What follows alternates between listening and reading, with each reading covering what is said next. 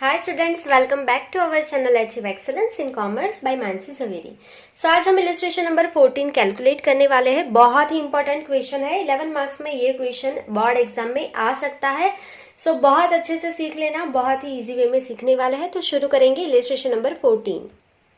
Following is the trial balance of Shivam Limited as on 31st March 2017. So आपको सबसे पहले trial balance दे दिया है, पीछे आपको एडजस्टमेंट दिए है, एडिशनल एडजस्टमेंट।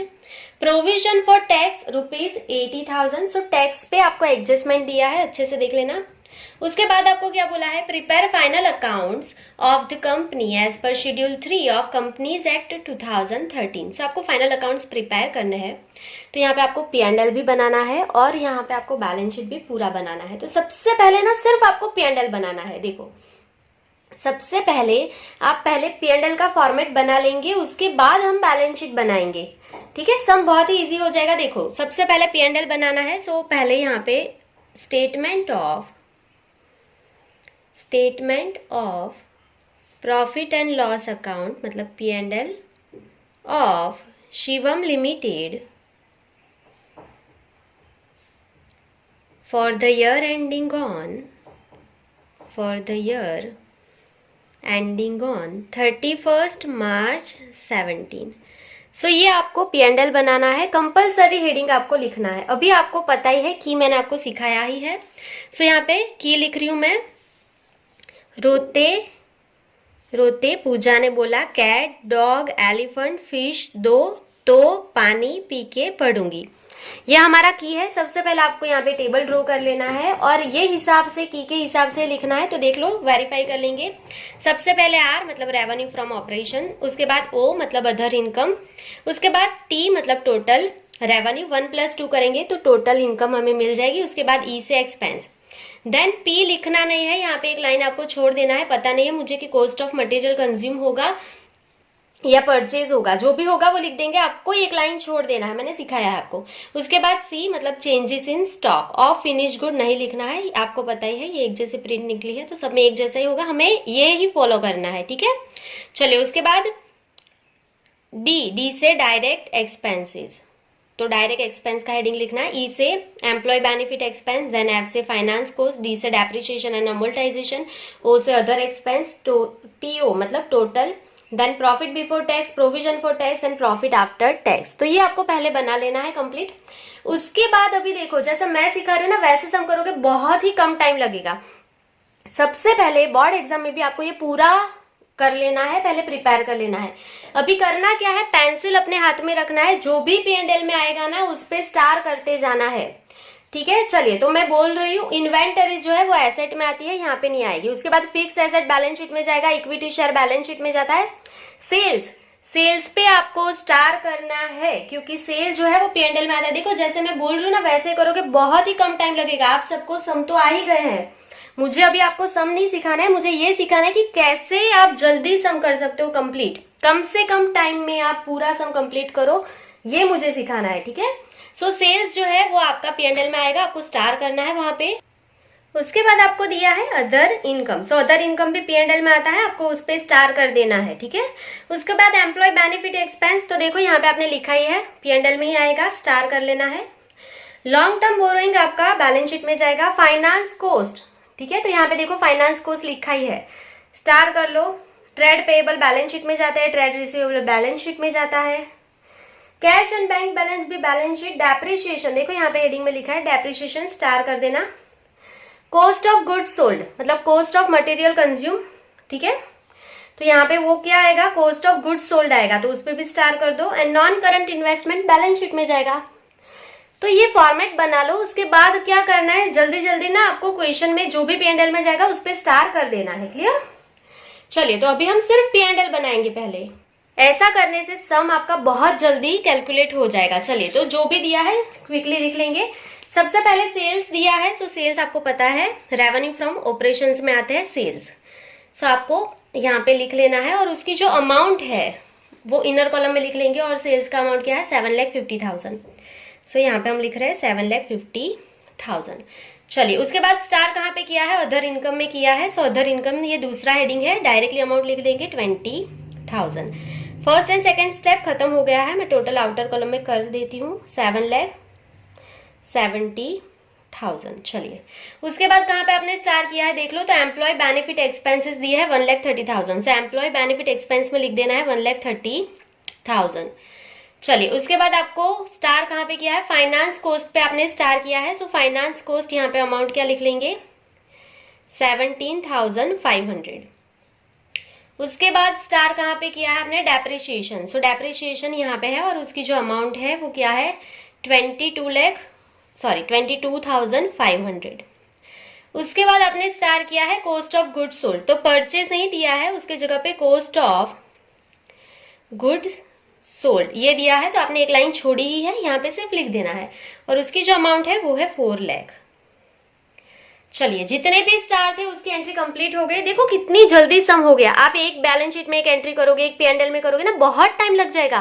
बेटर क्या है, ये पहले बना लो, फिर P&L की जितनी भी एंट्रियां होगी ना, देखो यहाँ से पता चल ही जाएगा आएगा कि नहीं P&L में, तो वहां पे स्टार कर दो। तो देखो कितना जल्दी ये सम कंप्लीट हो गया। P&L हो गया, जहां जहां पे कुछ भी नहीं है ना, वहां वहां पे आपको चेंजेस इन स्टॉक नहीं है, डायरेक्ट एक्सपेंस नहीं है, वहां वहां पे हम सिर्फ डैश कर रहे, अदर एक्सपेंस नहीं था डैश कर दिया। क्लियर, इसका टोटल आउटर कॉलम में सिर्फ कर लेना है। चलिए सो टोटल कर लेंगे 4 लाख प्लस 1,30,000 प्लस 17,500 प्लस 22,500।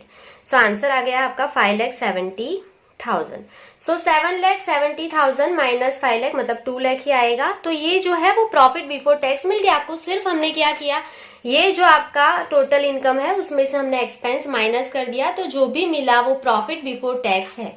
अभी आपको एडजस्टमेंट में टैक्स दिया है, देखो एडजस्टमेंट की हर बार 2 एंट्री होती है, अच्छे से देख लेना।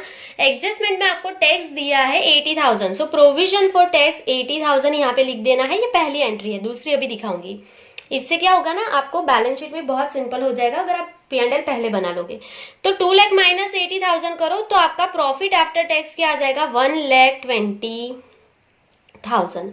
तो ये आ गया आपका प्रॉफिट आफ्टर टैक्स। तो पहले ये काम कर लेना है। अभी 2 चीजें यहां से जाएगी बैलेंस शीट में, तो मैं स्टार कर रही हूँ, आपको स्टार नहीं कर रहा है। देखो यहाँ पे टैक्स की दूसरी एंट्री बैलेंस शीट में जाएगी और ये जो प्रॉफिट आया है वो जाएगा बैलेंस शीट में। ये 2 एंट्री पहले बैलेंस शीट में करेंगे, आपको इसका स्क्रीनशॉट अभी ले लेना है, इतना कंप्लीट करना है, उसके बाद ही बैलेंस शीट स्टार्ट करना है। सम बहुत जल्दी होगा और एक भी मिस्टेक भी नहीं होगी, ठीक है, ऐसा करने से।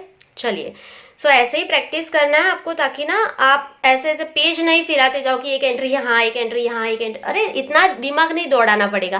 पहले P&L कंप्लीट कर लो, फिर सिर्फ बैलेंस शीट में एसेट में आएगा या लायबिलिटीज साइड आएगा वही फिर लिखना रहेगा, ठीक है। चलिए तो अभी हम नेक्स्ट पेज पे बैलेंस शीट जो है वो प्रिपेयर कर लेंगे। ये दोनों पे स्टार मैंने किया है, आपको सिर्फ पेंसिल से करना है। अगर करना है तो ये दोनों एंट्री बैलेंस शीट में जाएगी, एक टैक्स की दूसरा प्रॉफिट की। और यहाँ पे क्लोजिंग स्टॉक का एडजस्टमेंट होता तो वो भी जाता, पर यहाँ पे changes in stock closing stock है ही नहीं तो वो जाएगा ही नहीं, ठीक है। चलिए तो नेक्स्ट पेज पे जाएंगे। सो यहाँ पे नेक्स्ट पेज पे आपको एक ही पेज में पूरा बैलेंस शीट प्रिपेयर कर लेना है। सो बैलेंस शीट प्रिपेयर करना तो आपको बहुत अच्छे से आता है। सो अभी ये इक्विटी साइड है, आपको यहाँ पे कीज पता ही है, ये एसेट साइड है उसकी कीज भी आपको पता है, मैं रिपीट नहीं कर रही हूँ। आपको इक्विटी साइड के नीचे ही एसेट साइड बनाना है, एक भी लाइन बीच में नहीं छोड़ना है, ठीक है, ये आपको पता है। और एक पेज में आपका आ जाना चाहिए बैलेंस शीट, ये मैं हर बार हर एक समय रिपीट करती हूँ। चलिए अभी आपको ये प्रिपेयर कर लेना है बोर्ड एग्जामिनेशन में। अभी ये हो जाएगा ना, उसके बाद क्या करना है समझो। अभी ये हो जाए ना, उसके बाद सबसे पहले P&L की 2 जो एंट्री है ना वो यहाँ पे लेके आना है, उसके बाद ही सम स्टार्ट करना, ताकि आपकी एक भी मिस्टेक ना हो। तो अभी आपने P&L बना लिया था, उसमें मैंने स्टार किया था प्रोविजन फॉर टैक्स। तो टैक्स जो है वो इक्विटी में लास्ट हेडिंग में आता है, प्रोविजन फॉर टैक्स, यहाँ पे शॉर्ट टर्म प्रोविजन, क्योंकि हमें हर एक साल टैक्स का पैसा पे करना पड़ेगा। सो यहाँ पे ब्रैकेट में लिख लेना provision for tax. Second entry है क्योंकि टैक्स जो है वो हमारा एडजस्टमेंट है, प्रोविजन फॉर टैक्स, और क्या अमाउंट थी उसकी 80,000। सो ये पहली एंट्री, तो एडजस्टमेंट टिक कर लेना। प्रोविजन फॉर टैक्स का एडजस्टमेंट 2 एंट्री कंप्लीट हो गई है, एक हमारा P&L में लिख लिया और दूसरा बैलेंस शीट में शॉर्ट टर्म प्रोविजन में आता है टैक्स, ये हो गया। उसके बाद आपको P&L में से जो प्रॉफिट मिला है, या तो प्रॉफिट मिलेगा या तो लॉस, प्रॉफिट मिला है हमें, जो भी मिलेगा वो रिजर्व एंड सरप्लस में जाएगा। तो रिजर्व एंड सरप्लस में यहाँ पे ब्रैकेट में लिख देना नेट प्रॉफिट, क्लियर। और वो अमाउंट क्या थी 1,20,000। P&L का प्रॉफिट रिजर्व एंड सरप्लस में आएगा।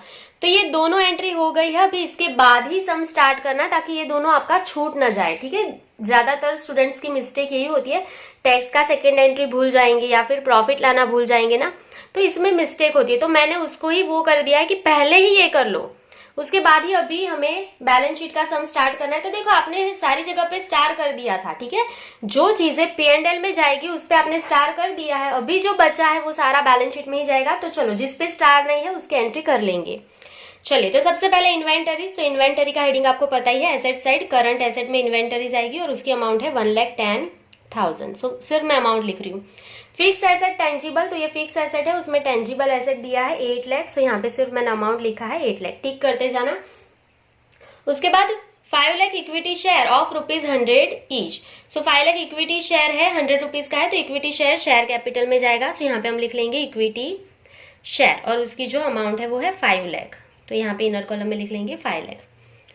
उसके बाद sales, other income, employ benefit expense, सब पे स्टार है, मतलब वो P&L में चला गया, उसका कुछ नहीं करना है। उसके बाद लॉन्ग टर्म बोरोइंग, तो यहाँ पे आप देख ही रहे हो हेडिंग लॉन्ग टर्म बोरोइंग।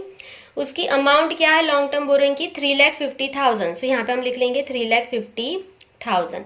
चलिए, फाइनेंस कॉस्ट आ गया ट्रेड पेएबल्स। तो यहाँ पे आपको हेडिंग दिख ही रहा है ट्रेड पेएबल। तो ट्रेड पेएबल का अमाउंट क्या है 1 लाख। सो यहाँ पे हम लिख लेंगे 1 लाख। उसके बाद ट्रेड रिसीवेबल, तो एसेट में आएगा। ट्रेड रिसीवेबल अमाउंट क्या है ट्रेड रिसीवेबल की 40,000, यहाँ पे लिख दो 40,000। उसके बाद कैश एंड बैंक बैलेंस, तो कैश एंड कैश इक्विवेलेंट में जाएगा, ब्रैकेट में लिख देना कैश एंड बैंक बैलेंस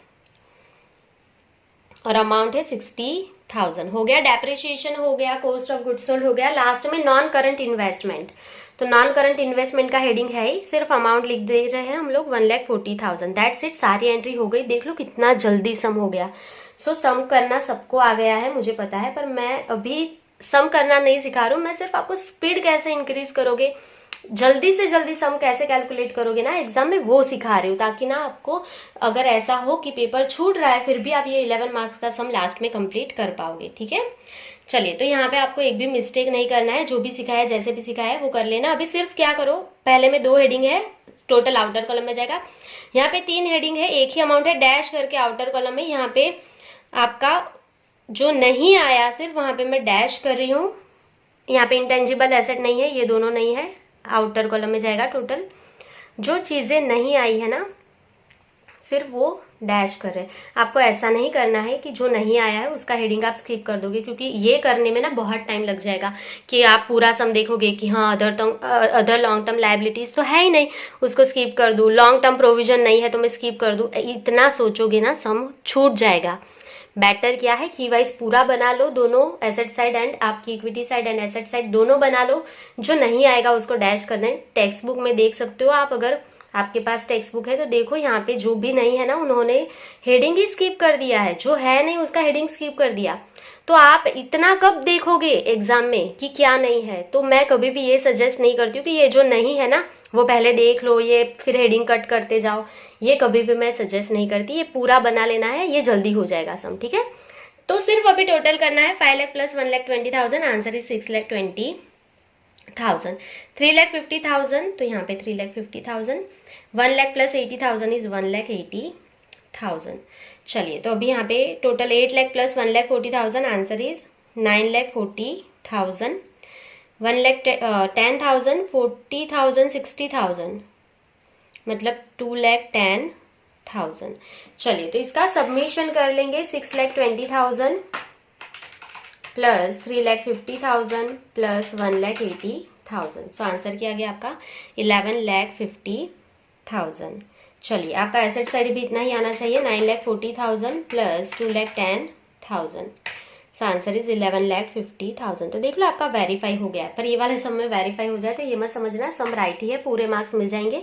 अगर ये एक भी इंटरचेंज हो गया होगा तो मार्क्स उसके कट होंगे, ठीक है। तो यहाँ पे एक भी हेडिंग इंटरचेंज नहीं करना है, एक भी स्किप मत करना। मैं कुछ भी सजेस्ट नहीं करती हूँ कि आप स्किप करके सम करो, बहुत टाइम लग जाएगा। उससे अच्छा बेटर है कि की वाइज पूरा बना लो, जल्दी सम हो जाएगा। सो ये सम एग्जाम के लिए बहुत ही इंपॉर्टेंट है, अच्छे से कर लेना, एक भी मिस्टेक आपकी नहीं होनी चाहिए। 11 में से 11 मार्क्स आपके आने ही चाहिए, ठीक है। चलिए, सो आज के लिए बस इतना ही। Thank you for watching, keep learning.